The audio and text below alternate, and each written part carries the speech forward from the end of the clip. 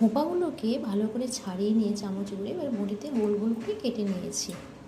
হোঁপাটাকে হলুদ, লবণ আর জল দিয়ে একটু ভাপিয়ে নেব, অল্প একটু সিদ্ধ করে নেব। হোঁপাটা ভাপানো হয়ে গেছে, এবার জলটা গেলে আমি ফেলে দিচ্ছি। হোঁপাটা ধুয়ে তেল বসিয়ে দিয়েছি, এতে না অল্প করে হোঁপাগুলো দিয়ে ভেজে নেব।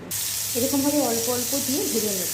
এবার ভাজার শেষে কেউ যদি মিষ্টি হোঁপা খেতে ভালোবাসে তাহলে ভাজা শেষ হয়ে যাওয়ার পরে একটু জল আর চিনি দিয়ে দিয়ে দিলেই হয়ে যাবে। এইগুলো ভাজা হয়ে গেছে, আমি তুলে নিচ্ছি। বাকিগুলো দিয়ে ভেজে নেবো, শেষে মিষ্টি দিয়ে যোগ করব।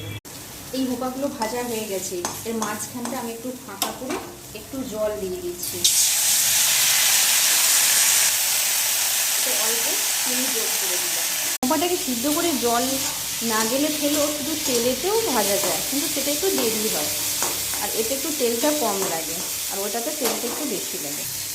আমার হয়ে গেছে মিষ্টি হোঁপা ভাজা, এবার আমি কড়াতে নামিয়ে নিচ্ছি।